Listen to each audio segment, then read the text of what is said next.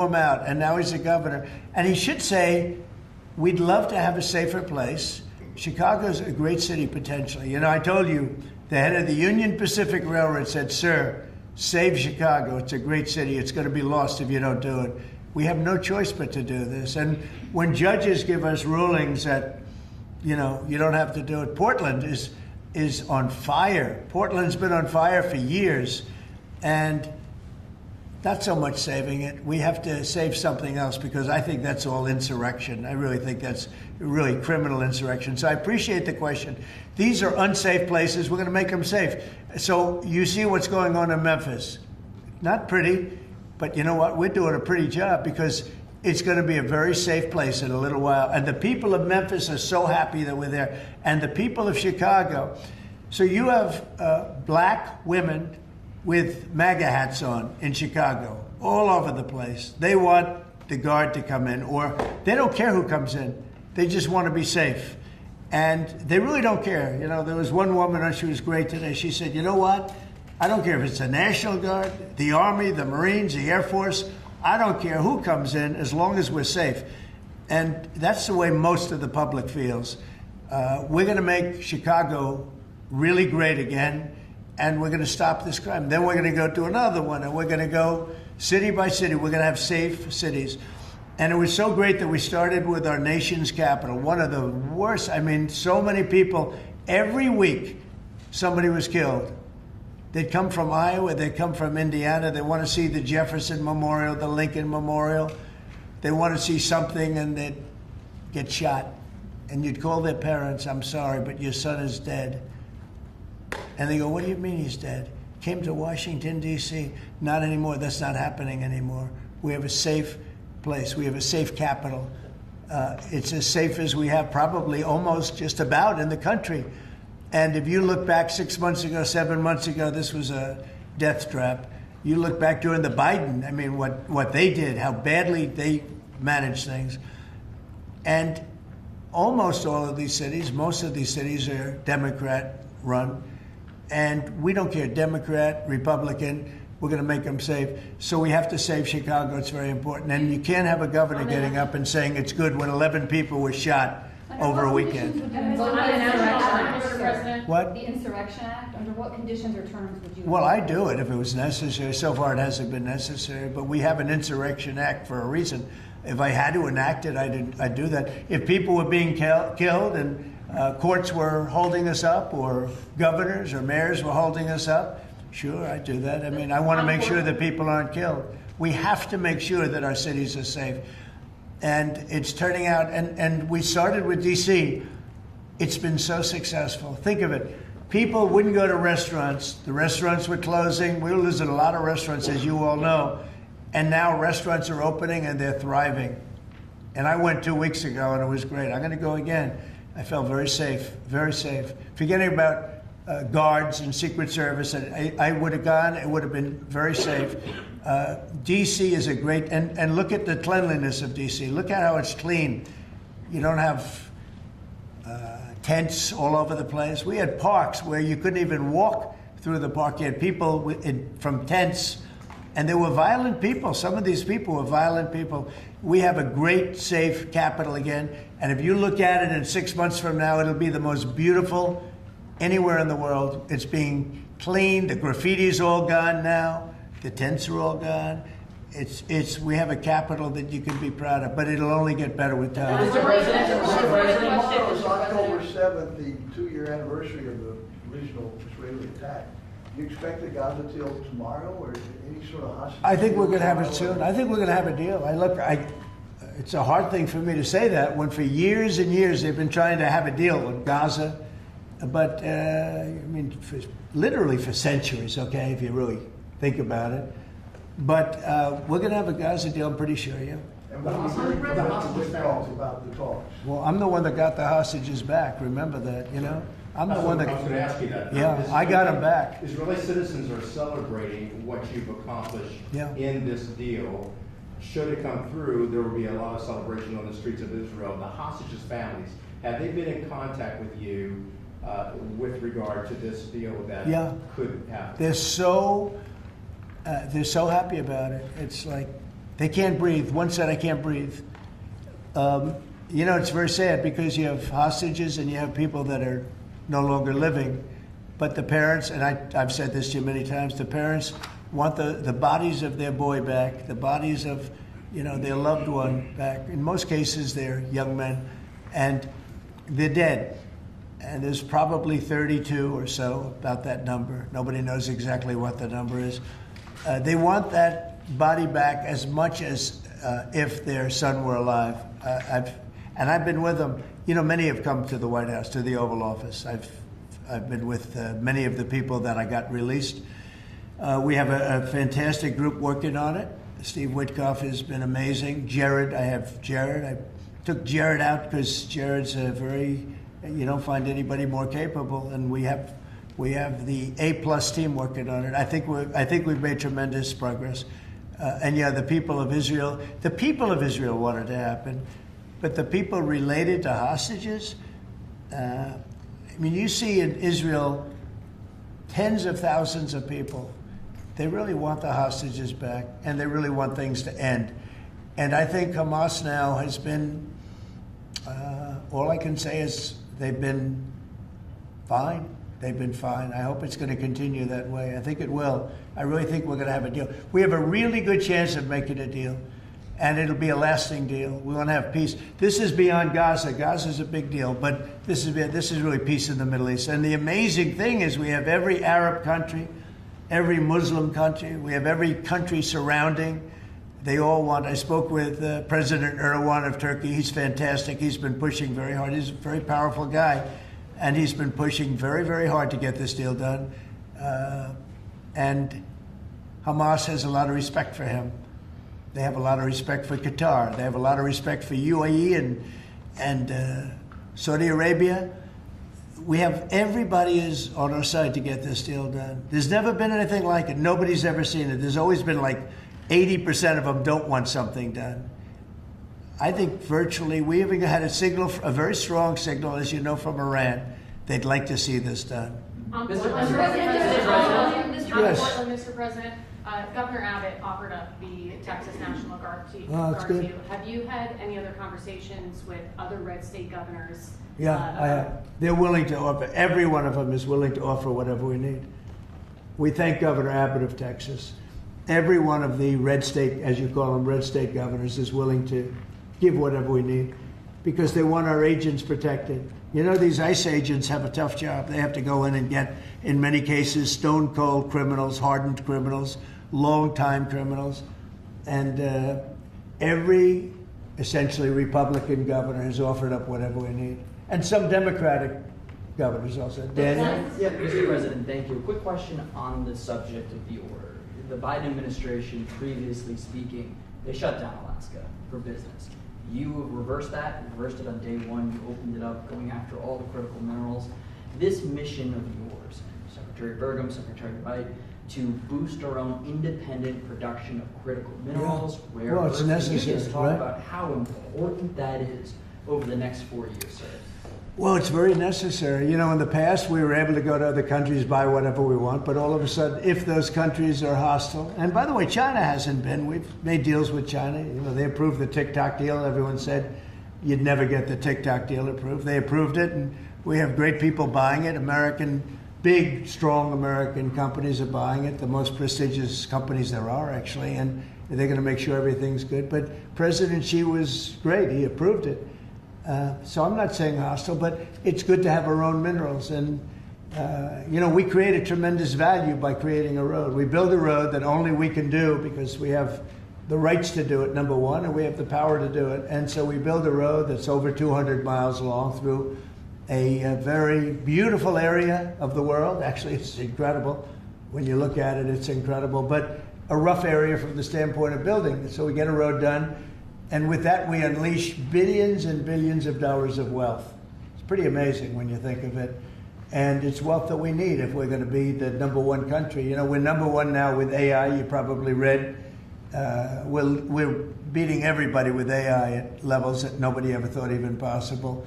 And one of the reasons we are is because of energy. So Our grid is old and tired, like most grids are. They get old with time. I mean, you know, the older you are, the older the grid gets, right? But I've allowed the people building AI or other plants, other types of plants, but AI in particular, because they need so much electricity, I've allowed them to build their own power. And it's been amazing. They're building massive plants, and with the plant, they're building their own electricity. They've become a utility in a sense. I said, maybe you'll do better with the utility than you do with the AI. I don't know. But we're letting them build their own electricity. So we don't have to worry about the grid. We don't have to worry about anything. And they're going to build it in such a way that if they have excess capacity, they're going to put it back into the grid. It's pretty amazing. So when they build, we're giving them permits to build their own electric power plants, and it's incredible when you see what they're doing. And because of that and other things that we're doing, we're leading every country. Nobody's even close to us with AI. And AI seems to be the big thing. I don't know. I can't tell you that. There are a lot of people building, and a lot of people have high stock prices because of AI. So a lot of people think it's great stuff. And I think it's great stuff. I look at it, it's amazing what it can do. In terms of medical costs, in terms of knowledge, it's basically information, and information at a level that nobody thought possible before. So we'll see. But they're building plants where you saw the one overlay that I did where, in this case it's Meta, one of their plants is essentially the size, almost the size of Manhattan. And that's a building, you know, it's a building that covers Manhattan. So it's big stuff. And nobody's even close to us. We're leading AI by so much. Mr. President, yeah, go ahead, please. Since the start of your administration, we've seen a lot more Americans wanting to join ICE. And as we're seeing more attacks on them right now, what's your message to rank and file ICE agents who are trying to do their jobs but are facing 1,000% increase in attacks? I love your questions, you know, I like you. So who are you with? I'm with NTD. Very good. I was the one who got mugged. You were the one, that's what I thought. You got mugged. You're not getting mugged anymore. She was really, you're lucky to be with us with that deal that happened. I know all about that. Not anymore, though. You feel a different world out there, right? Totally. If you're safe with the baby nowadays. Oh, good. Well, you're safe now.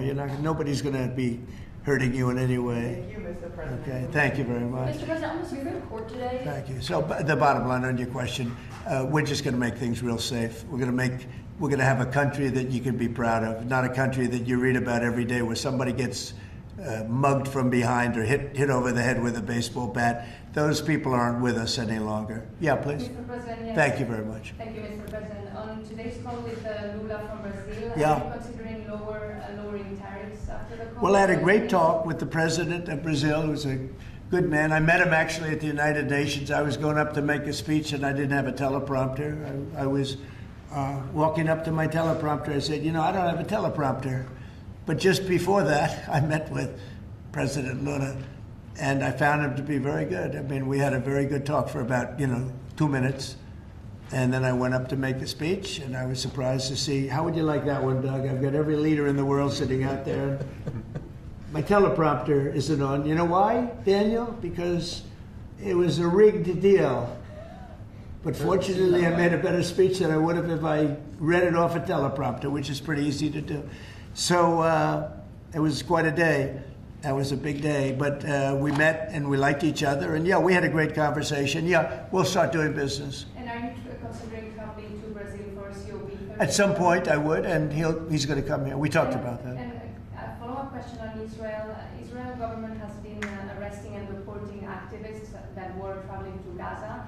Today, Greta Thunberg, for instance, also some... Well, she's just a troublemaker, I mean, she's no longer into the environment, now she's into this. She's a troublemaker. She has an anger management problem. I think she should see a doctor. She needs anger. If you ever watch her, she's a young person. She's so angry. She's so crazy. Now you can have her. She's just a troublemaker. Yeah, please. The Supreme Court is back in its term today, Mr. President. And Say it. The Supreme Court is back and said that they rejected today an appeal by Ghislaine Maxwell to overturn her conviction. That means her only chance of getting out of prison is a pardon from you. Is that something you're open to? Who are we talking about? Ghislaine Maxwell. I haven't heard the name in so long. I can say this, that I'd have to take a look at it. I would have to take a look. Did they reject that? She wanted to appeal her conviction. And what happened? They said that they were not going to hear her appeal. I see. Well, I'll take a look at it. Considering I will that. speak to the DOJ. I wouldn't consider it or not consider it. I don't know anything about it. So, Why but I'll would she be speak. a I will candidate? speak to the DOJ. Why would she be a candidate for clemency, sir? I don't know. I mean, I'd have to speak to the DOJ. I'll look at it. I have a lot of people who have asked me for pardons. I call him Puff Daddy has asked me for a pardon. But she was convicted of child sex trafficking. Yeah, I mean, I'm going to have to take a look at it. I'd have to ask DOJ. I didn't know they rejected it. I didn't know she was even asking for it, frankly. Fly Tomahawk missiles to Ukraine, or sell them to NATO, and let them sell them to Ukraine. Yeah, I've sort of made a decision, pretty much. Share it You know, with us, if you consider, yeah, I think I want to find out what they're doing with them. Yes. You know, where are they sending them? I guess I'd have to ask that question. That war should never have started. Would have never started. Such bad judgment was used there. I think on both sides, by the way. But nobody looks good with the war with Russia and Ukraine. Nobody. That's been a horrible. This week they lost over 7,000 soldiers between the two of them.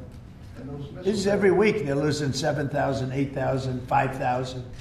they have a range of like 1,500 miles or something, and so they'd be able to. No, I know. No, I would ask some questions. I want to see what's.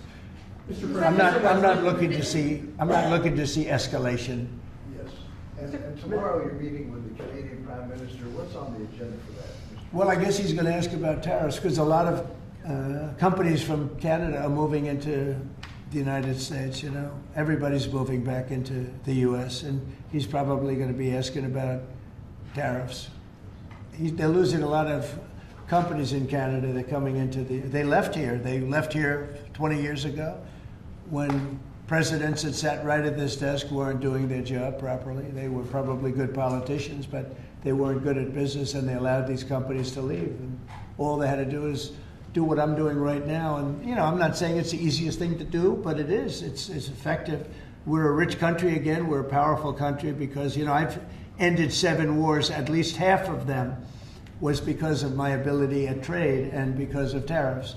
If I didn't have tariffs to throw around a little bit, you would have at least 4 wars raging right now with thousands of people a day being killed that aren't happening. We've settled. You know, we settled 7.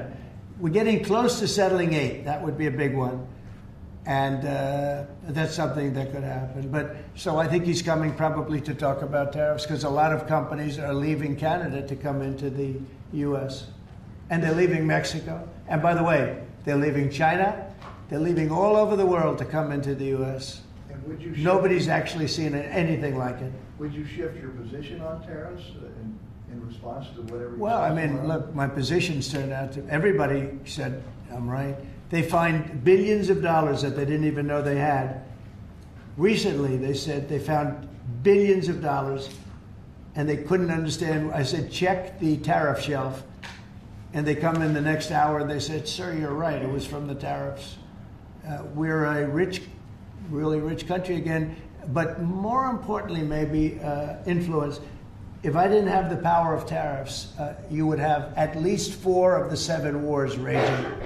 I use tariffs to stop wars. If you look at India and Pakistan, they were ready to go at it. 7 planes were shot down. They were ready to go at it. And they're nuclear powers. And I don't want to say exactly what I said, but what I said was very effective. They stopped. And that was based on tariffs. It was based on trade. Tariffs are very important for the United States. We are a peacekeeper because of tariffs. Not only do we make, you know, hundreds of billions of dollars, but we're a peacekeeper because of tariffs. Mr. President. Yeah. On the shutdown, Mr. President, the shutdown that occurred during your first term lasted 35 days. Yeah. How long do you expect this shutdown to go? Well, you don't know. Look, I can say this, that it would have not happened except for the Democrats. The Democrats are very foolish. They've lost their way. And we have a new thing now when you look at, it's called crime. It's called absolute, as Biden would say, well, I won't say what he would have said. Remember when he said, it's a 3-letter word, no. Remember that one? Everyone would say, what was that all about? He probably meant exclamation point or something after the word. But this is a 5-letter word, crime, C-R-I-M-E.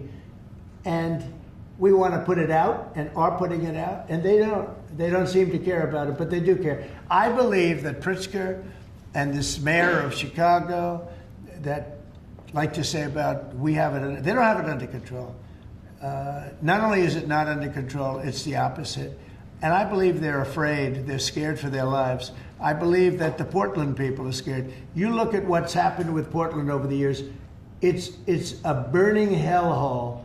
And then you have a judge that lost her way, that tries to pretend that like there's no problem. Actually, she's not even saying that. There's a huge problem in Portland. I'll tell you what the problem is, crime.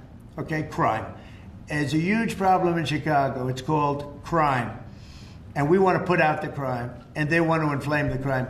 And why they want to, I don't know. But it could be that Pritzker is scared for his life. Yeah. You appointed that judge in On the Portland, Mr. UN, do you have President. an update on the investigation into what happened to you at the UN last month? And also, what's your message to Americans who are concerned about your and your family's safety as you're very out in public attending? Yeah, I am out there. There's no question about it. Well, at the UN, we had a problem with the teleprompter. We had another problem that nobody has actually talked about.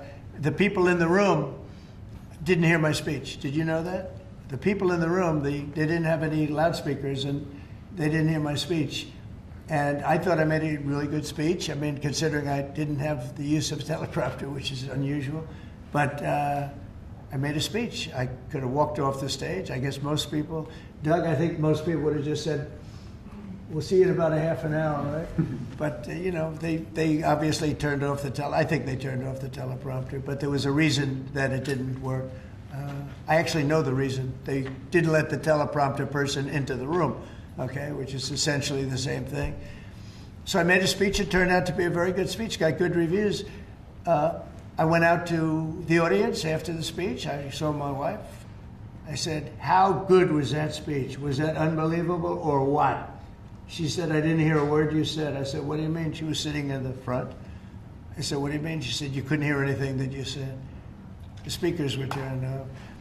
So I think that's pretty bad stuff, right? You know, especially since we support most of the United Nations. And yet I still want to keep it in New York, because I think the United Nations has tremendous potential. If properly run, the United States has tremendous potential. But think of this.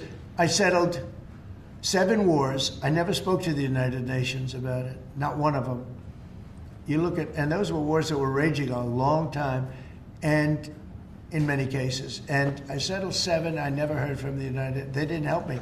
They should be able to settle the wars. I shouldn't have to be settling the wars. Yeah, please. Last week you signed the security guarantees for Qatar. Yeah. Do you see any role for the Senate in that? Would they have to vote on that? Or do you think? Well, I wouldn't mind if they did. If they want to, they'd let me know. Nobody said that. But you know, Qatar's been very, very helpful to us in this process, and I think you'll find that. I think maybe the most influential. They're very influential, very strong.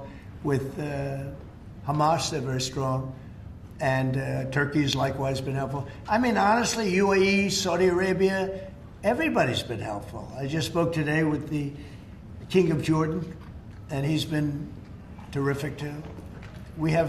I can't think of any country that's been negative about this. This is why it should happen. I mean, everybody wants it to happen.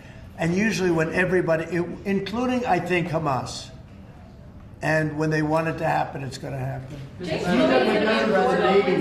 Comey is being arraigned on Wednesday, Yeah. obviously after his indictment. Are you worried that your own statements calling for his prosecution could help him actually in his defense of this case? No, I think he's a crooked guy. He's a dirty cop. Comey, I think he's a dirty cop. He's recognized by many people to be a dirty cop and dishonest guy. So all I have to do is, I mean, I have nothing to do with the case. I just say, But you Good called luck. him Bondi to prosecute him and oppose no, him. I don't call anybody. You know what? I'm allowed to do that if I wanted to do that. But Comey's a crooked guy. He has been for years. And he got caught. Look, he lied. This is just a simple case. He totally lied. And then he confirmed the lie on, I guess, numerous occasions, or at least one occasion. He confirmed the lie. He said, that's what I said, and I stand by it. And, you know, I mean, the guy, and he didn't say, to the best of my knowledge. He didn't say, well, I don't remember. He made a very definitive statement and a very important statement concerning him. and he got caught in an outright lie. And that's why a group of people, it wasn't me that voted, they voted to indict him.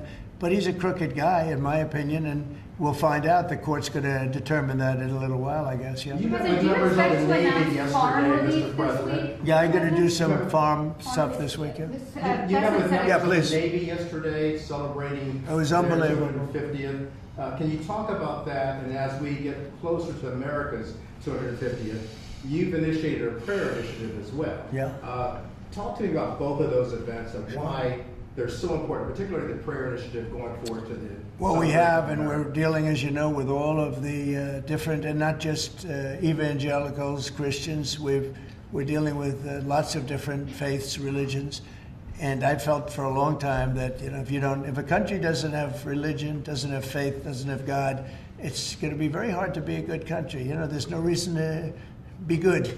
I want to be good because you want to prove to God that you're good, so you go to that next step, right? So that's very important to me. I think it's really very important. And yesterday was amazing. We went out.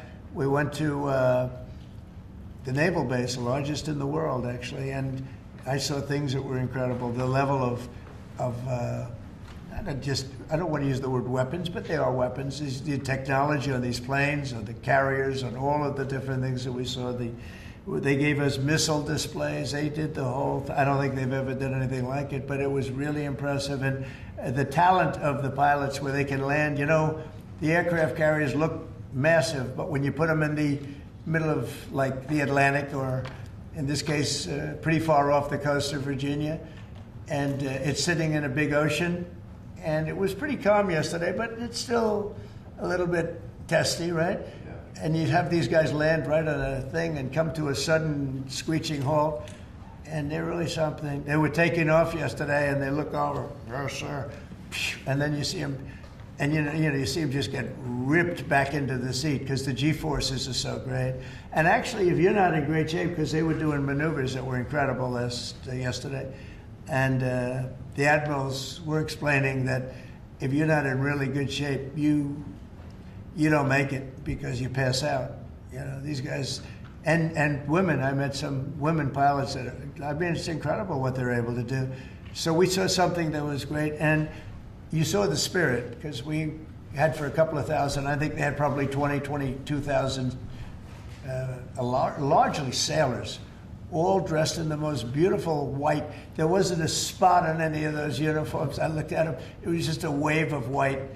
And it was a great crowd and great reception. So, getting back to a very important question that was asked, when you go back a year ago, people weren't joining the armed forces. They weren't joining the Army, Navy, Air Force, Marines, the Coast Guard, Air Force. If you look at, any of them, they weren't joining the Space Force. And now we're setting records, recruitment. And that goes for the police and fire. Now they want to be policemen, they want to be firemen. And firemen, people don't mention them, they're incredible. I know so many of them, they're brave as hell. I wouldn't want to do it, tell you. But they weren't able to recruit. The police weren't able to recruit. And the military wasn't able to recruit. We were really off. And I got elected, and it really started on November 5th. I got elected, and somehow the country developed a spirit. Financially, yes, but also with the military. And now we have record levels of people wanting to be in. Every force is filled. We have waiting lists to get into the Marines, to the Army, to the Navy, to the Air Force. We have Coast Guard. We have waiting lists to get in. It's amazing, actually, what's happened. We have a country it was a dead country. And I say it all the time. We had a dead country 1 year ago. Now we have the hottest country anywhere in the world. And it's nice to see you. I've watched you for years on television, so it's nice to meet you. Thank you very much, everybody. Thank you, press. Thank you, press. Let's go. Thanks, guys. Thank you, guys. Thanks, guys. Let's go. Let's go. Let's head out. Thank you, guys. Thanks, guys. Thank you. Thank you very much. Thank you. Thank you, Kate. Thank you, press. Thank you, press. Keep it good, guys. Thank you. Thank you, guys. Sure, thanks. You doing all right? Good, good. You look younger than you did 10 years ago. Thank you, Mr. President. Not bad. I'm working Let on me it. know the secret. Thank you, Mr. Thank you. Thank you. Questions? Thank you. Hi, Danny. Good How to did see you you, show sir. it, Daniel? Big rating for the house?